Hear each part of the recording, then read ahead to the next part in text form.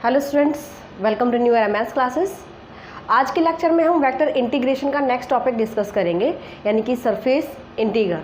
इससे पहले वाले लेक्चर्स में हमने लाइन इंटीग्रल पढ़ा था, जिसमें हमने along curve integral find out किया था। ठीक है, आज हम जो करने वाले हैं टॉपिक जिसे सरफेस इंटीग्रल, और ये बहुत ही ज़्यादा इंपॉर्टेंट है आपके लिए। बेसिक करना बहुत ज़रूरी है। सो पहले हम कंप्लीट बेसिक पढ़ेंगे, इसके बाद मैं आपको क्वेश्चंस सॉल्व करवाती हूँ। ठीक है, सो पहले देखिए भाई, सरफेस इंटीग्रल होता क्या है ये समझ लेते हैं। यहाँ पे जो मैं एस सरफेस, एक मैंने सरफेस लिया यहाँ पे, इसको नाम दे दिया हमने एस। ठीक है, इसको हम डिवाइड कर देते हैं एन सब एरियाज में। इसका जो एरिया है एस का, इस कंप्लीट एरिया को हम डिवाइड कर देंगे एन सब एरियाज में, इस तरह से। ठीक है, और इसमें से किसी एक मान लिया हमने कि ये हमारे पास आ जाता है, कंप्लीट एरिया है हमारे पास, सरफेस है, इसको हमने एस नेम दिया है। हमने क्या किया, इसके पूरे एरिया को एन सब एरियाज में डिवाइड कर लिया है। ठीक है, हम क्या लेके चलते हैं कि P is any point P of X Y Z is any point of surface S। यहाँ पे जो हमने n में डिवाइड कर लिया, एक को हम डिनोट कर लेते हैं कि ये इसमें हमने कोई पॉइंट ले लिया है PI, समझ गए, क्योंकि n सब एरियाज में अगर हम डिवाइड करेंगे, सो P किसका, सरफेस का पॉइंट है। सो अगर डेल्टा, मैं यहाँ पे एरियाज को अगर डिनोट करती हूँ, let S be any surface and we divide its area in an sub areas।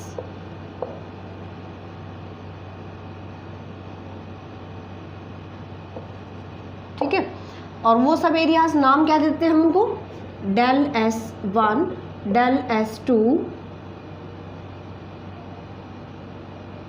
Capital ले लीजिए चाहे स्मॉल ले लीजिए, del S2, del S3 plus up to सॉन डेल SN। इन सब एरियाज में हमने इसको डिवाइड किया है। ठीक है, सो ये एक, इनमें से एक जो किसको रिप्रेजेंट करेगा, इसको मैं ले लेती हूँ डेल SI, और इस सब एरिया में मैंने एक पॉइंट लिया है PI। ओके, जैसे अगर डेल S1 की बात करें, मान लीजिए कि ये हमारे पास डेल S1 है, इसमें हमने P1 पॉइंट लिया, ये डेल S2 है, इसमें हमने P2 पॉइंट लिया। इस तरह से सभी सब एरियाज़ को हमने डेल SI से रिप्रेजेंट कर दिया, और डेल SI जहाँ पे I वेरी करेगा 1 to n, सो सभी इंक्लूड हो जाएंगे हमारे पास, है ना।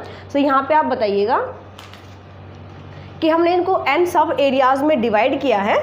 ठीक है, और S हमने कैसा सरफेस लिया है, ये आप यहाँ पे बताइएगा, फाइनाइट सरफेस लिया है। कैसा है, फाइनाइट सरफेस। ओके, अब यहाँ से हमने हर एक सब एरियाज के लिए चूज कर लिया है 4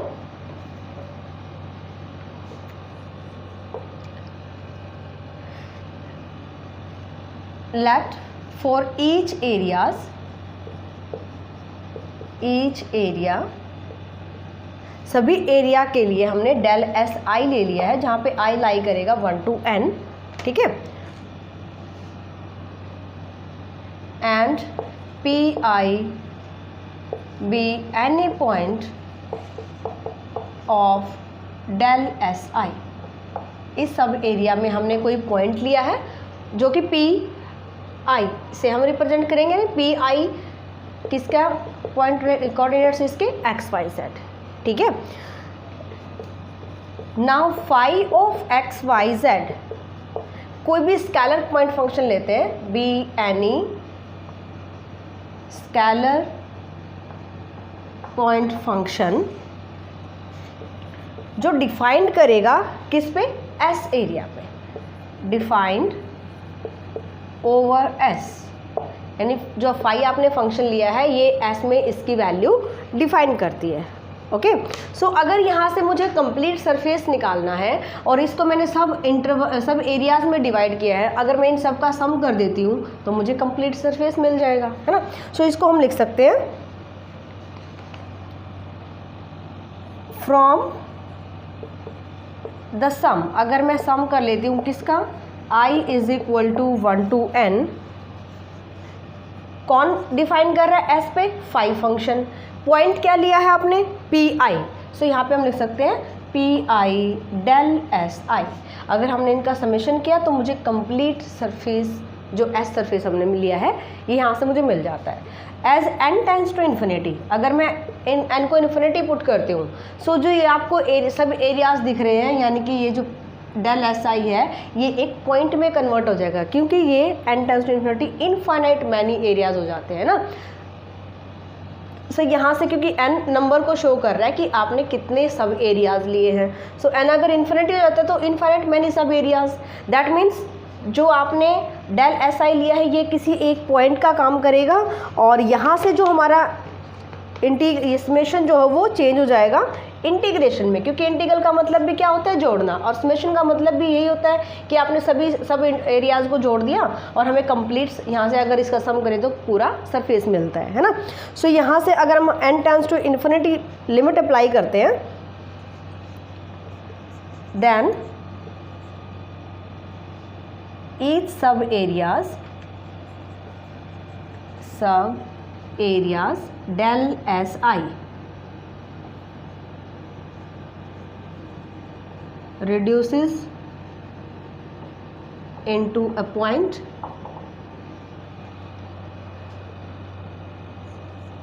and अगर इसकी लिमिट एग्जिस्ट करे, यानी कि n टेंस टू इन्फिनिटी आपने अप्लाई किया और ये लिमिट एग्जिस्ट करती है, सो इसको हम लिख सकते हैं द सरफेस, इसी को अगर लिमिट आपने n tends to infinity apply की, so it is called surface integral, इसी को हम कहेंगे सरफेस इंटीग्रल। और डिनोट कैसे करेंगे हम इसको, देखिए यहाँ पे आपने जो डेल एस आई लिया है यहाँ पे 2 डायमेंशन है, ठीक है, जो डेल एस आई अगर आप यहाँ देख सकते हो 2 डायमेंशनल है, इसको डिनोट कैसे करना है, हमने यहाँ पे समेशन से डिनोट किया था, भी समेशन हमने कर दिया सब एरियाज का, हमें पूरा सरफेस मिल जाता है। अगर n tends to infinity apply करते हो, लिमिट हमारी एग्जिस्ट कर जाती है, तब हम इसको कहते हैं कि ये सरफेस इंटीग्रल बनेगा, और इसको आप डिनोट करेंगे, यानी ये कन्वर्ट हो जाएगा double integration over S surface पे, ठीक है, फाई डी एस से, फाई जो फंक्शन एस सरफेस पे डिफाइन होता है। सो यहाँ तक सिर्फ हमें ये पता चलता है कि सरफेस इंटीग्रल होता क्या है, ठीक है। आपको इसको फाइंड आउट कैसे करना है, सरफेस इंटीग्रल के अलोंग जो आपको इंटीग्रल फाइंड आउट करना है, ये हम कैसे करेंगे ये नेक्स्ट आर्टिकल में देखते हैं। नेक्स्ट टॉपिक है सरफेस इंटीग्रल और vector of A vector function, या फिर इसको हम बोलते हैं फ्लक्स। क्या कहता है, surface integral of A vector function. Vector function आपको दिया जाता है, इसके अकॉर्डिंग आपको सरफेस इंटीग्रल यहाँ पे डिफाइन करना है, ठीक है। अभी तक जो हमने सरफेस इंटीग्रल की बात की थी वो हमने फाई फंक्शन लिया था जो कि स्केलर पॉइंट फंक्शन था, उसके अकॉर्डिंग हमने सरफेस इंटीग्रल निकाला था, ठीक है ना। अब हमें बताना है वेक्टर फंक्शन के लिए।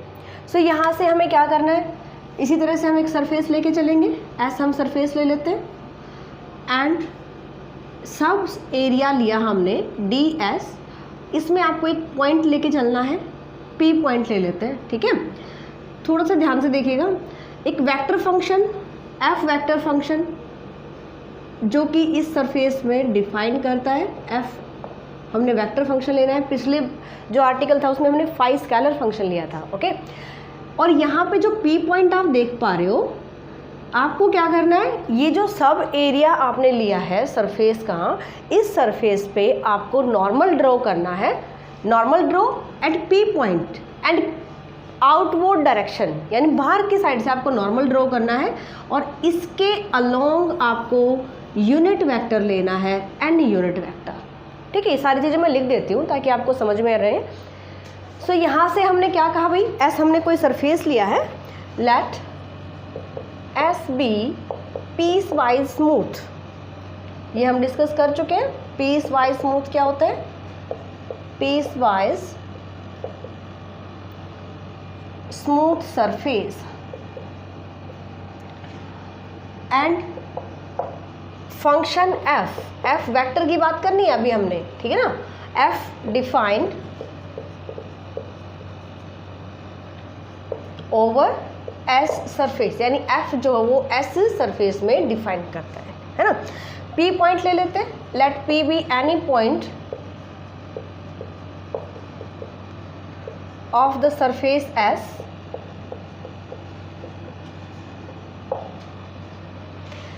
एंड जो आपने एन यूनिट वेक्टर लिया है, एन यूनिट वेक्टर कैसे लेना है आपको, be the unit vector in the direction, कौन सी डायरेक्शन में, इन द डायरेक्शन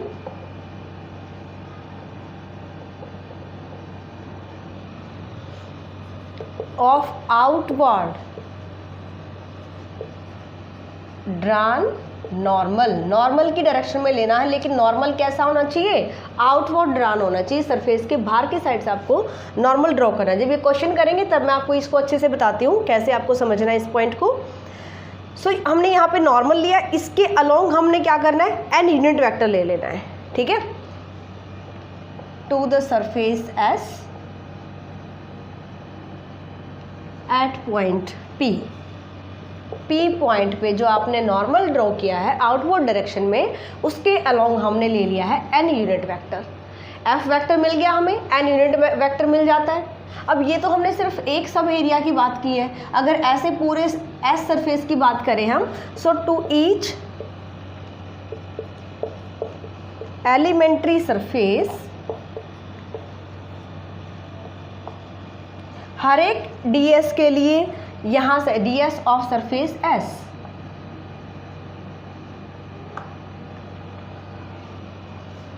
हम एक वेक्टर लेके चलते हैं, वी टेक वेक्टर ds, हर एक सरफेस के लिए एक वेक्टर डिफाइन करते हैं ds। अब ds वेक्टर कैसा लेना है आपको, जिसका मैग्नीट्यूड तो हो ds और डायरेक्शन हो इस n यूनिट वेक्टर की, क्लियर। सो हमने यहाँ से एक ds ऐसा वेक्टर लिया है, whose magnitude is ds and in the direction of n unit vector. ds हमने कैसा वेक्टर लिया है भाई, जो जिसका मैग्नीट्यूड तो ds आ जाए और डायरेक्शन हो n unit vector, clear. So यहाँ से अगर मैं component of f find out करती हूँ, component of f vector is f dot n unit vector divide by n unit का मैग्नीट्यूड, ये हमारे पास आ जाएगा f डॉट n। और अगर हम इसका इंटीग्रेशन कर देंगे तो हमें मिलेगा सरफेस इंटीग्रल, ठीक है, इसको हम कहेंगे सरफेस इंटीग्रल ओवर s पे, ठीक है। और जो आपने यहाँ से ds, इसकी वैल्यू यहाँ पे कैसे निकालेंगे, ds वेक्टर, क्या कहा हमने, मैग्नीट्यूड है ds, डायरेक्शन है n unit vector, so ds into n unit vector becomes a vector ds, clear. So अगर यहाँ से सरफेस इंटीग्रल की बात करें, therefore surface integral of f over s surface पे, हमने यहाँ पे सरफेस इंटीग्रल फाइंड आउट करना है, और ये क्या बनने वाला है, इंटीग्रेशन ऑफ, डबल इंटीग्रेशन से शो करते हैं हम surface integral in the two dimension, ठीक है। f डॉट n, जो यहाँ से आपने यूनिट, यहाँ इसका कंपोनेंट फाइंड आउट किया है, component of f vector, clear. So f dot n ds, ये आ जाएगा सरफेस इंटीग्रल, ठीक है। और इसी को हम कहते हैं flux, flux of vector f। ये चीज़ ध्यान दे लेना है कि फ्लक्स ऑफ f इस नेम से भी आ जाता है, आपसे ये आर्टिकल पूछा भी जाता है, शॉर्ट क्वेश्चंस में भी आ जाता है। सो फ्लक्स ऑफ f क्या होता है, f डॉट n ds। अब आपको ये पता होना चाहिए कि f वेक्टर हमने s सरफेस में लिया जिस पे डिफाइन होता है, n हमने क्या लिया है, यूनिट वेक्टर के यूनिट वेक्टर लिया है along the normal, outward normal to the surface at point p, ठीक है। Different form of surface integral अब हम यहाँ पे पढ़ेंगे। अभी हमने सरफेस इंटीग्रल निकाला है ऑफ ए वेक्टर फंक्शन, और उसको हमने किस क्या नाम दिया था, फ्लक्स, फ्लक्स ऑफ f। सो अभी आपने यहाँ पे देखा फ्लक्स ऑफ f कैसा निकाला है, double integration over S surface F dot N unit vector D S. Clear, N unit vector समझते हो, यूनिट वेक्टर अलोंग नॉर्मल जो आउटवर्ड डायरेक्शंस में आपको डालना है to the surface at point P. ठीक है, सो इसी की डिफरेंट फॉर्म हम कैसे बनाते हैं, ये जो एन यूनिट वेक्टर हमने लिया है जो नॉर्मल की डायरेक्शन में है, ये हम लेके चलते हैं यहाँ पे कि n unit vector with the coordinate axis के साथ अल्फा बीटा गामा एंगल बनाता है in the positive direction. Clear, so यहाँ से आपको लेके चलना है, let n unit vector makes angle alpha beta gamma with the coordinate axis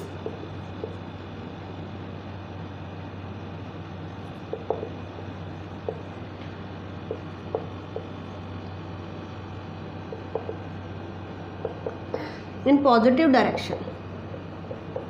positive direction में जो x axis y axis z axis है उनकी पॉजिटिव डायरेक्शन के साथ n unit vector alpha beta gamma जो वो एंगल बनाता है। ठीक है, सो यहाँ से अगर हम लेके चलें कि l m n direction cosines है किसके, एन यूनिट वेक्टर के, let l m n with the direction cosines of N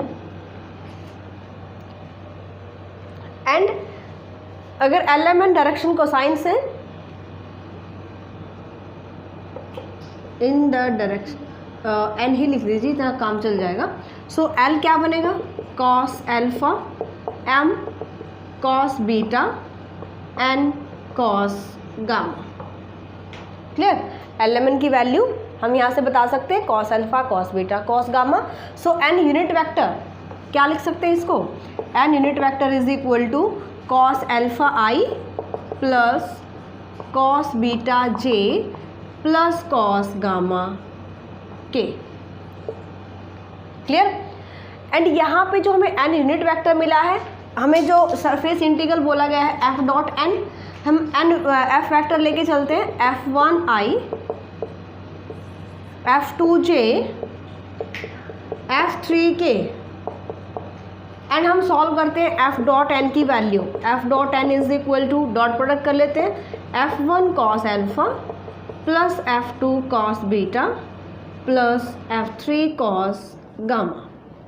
clear, F dot N यहाँ से हम वैल्यू फाइंड आउट कर लेते हैं और ये वैल्यू हम पुट कर लेते हैं इन दिस इंटीग्रल, यानी flux of F vector. So F dot N की वैल्यू पुट करेंगे, इसको इक्वेशन फर्स्ट ले लेते हैं और यहाँ से from first equation, from equation first ये हमने क्या लिया था, flux of F. Flux of F क्या होता है, surface integral of vector function F. ठीक है, यानी कि फ्लक्स में कैपिटल एफ से रिप्रेजेंट करें, फ्लक्स ऑफ एफ डबल ये वैल्यू पुट करेंगे, double integration over S surface F one cos alpha plus F two cos beta plus F three cos gamma into D S.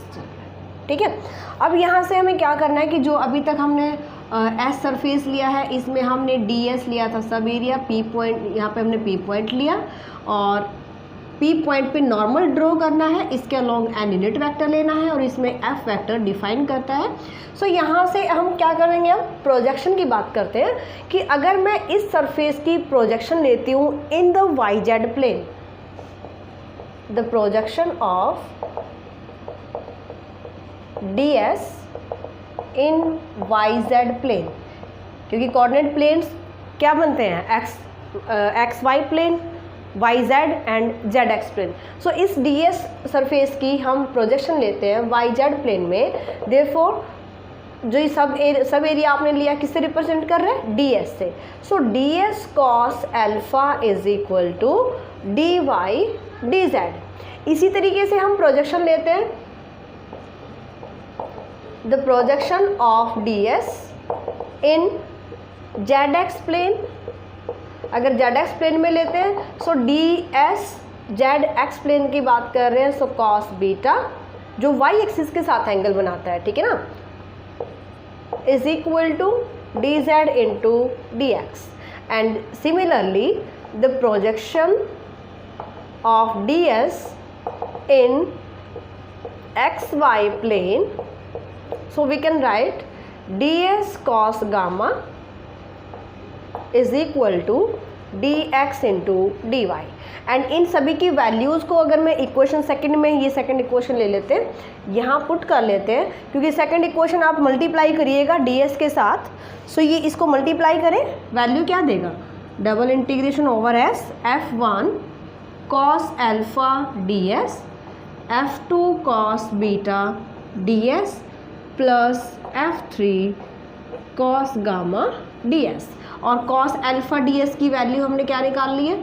dy dz, सो आप इसको लिख सकते हो f1 dy dz plus f2, अब ये f1 f2 f3 ये f के component थे, f वेक्टर के, f2 cos बीटा, यहाँ पे ds cos बीटा क्या लिया है, dz dx plus f3 dx dy, ठीक है। ये अनदर फॉर्म आ जाती है सरफेस इंटीग्रल की, यानी कि जो हमने flux of f find out किया था, इसी को हमने चेंज कर दिया है इन दिस फॉर्म। लास्ट है ये आपका बेसिक का टॉपिक जो सरफेस इंटीग्रल का है। देखिए अभी हमने सरफेस इंटीग्रल निकाला है, surface integral of vector function f, क्या है अभी हमने जो लास्ट आर्टिकल किया है, f dot n over s function ds, इसको हमने कन्वर्ट कर लिया है in the projection with the help of projection.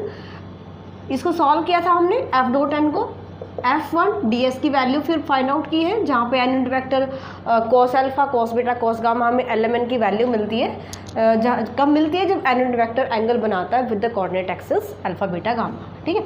f1 dy dz plus f2 dz dx plus f3 dx dy, ठीक है। ये हमने लास्ट सॉल्व किया था कि हमारे पास इस फॉर्म में आता है सरफेस इंटीग्रल, ठीक है। अब यहाँ पे एक चीज़ समझिए, हमने यहाँ से लिया था भाई ये एस सरफेस मैंने ले लिया, ठीक है।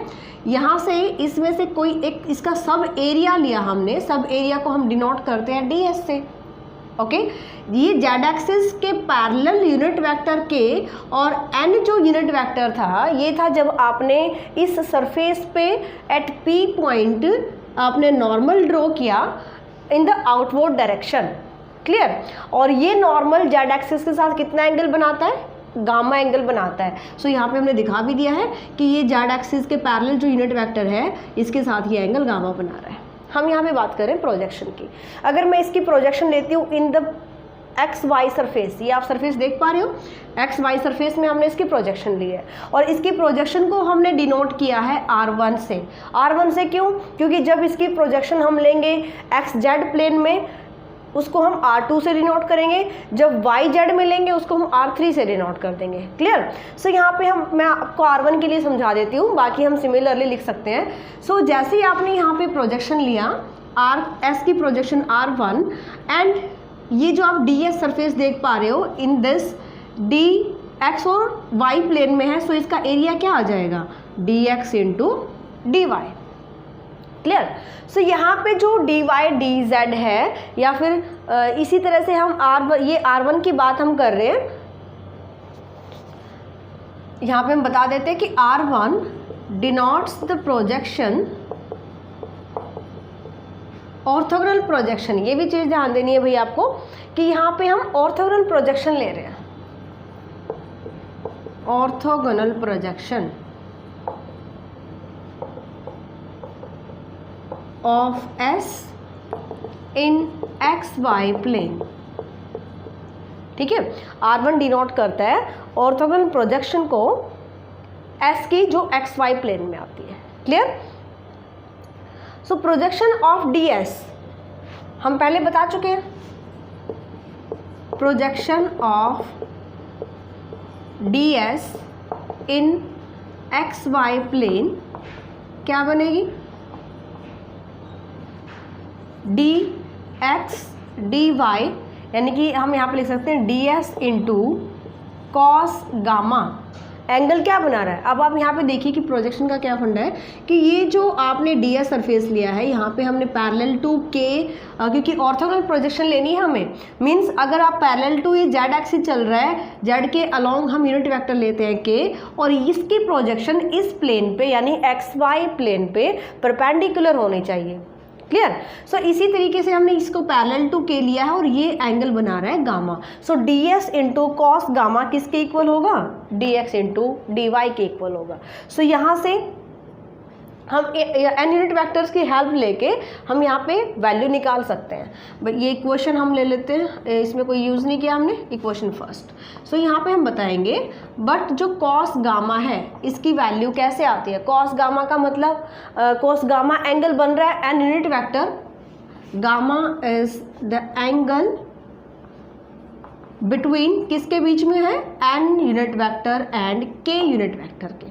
Clear? N unit vector Z axis के साथ गामा बना रहा था ना, सो इसके यूनिट वेक्टर के अलोंग यानी यूनिट वेक्टर के साथ अलोंग जेड एक्सिस।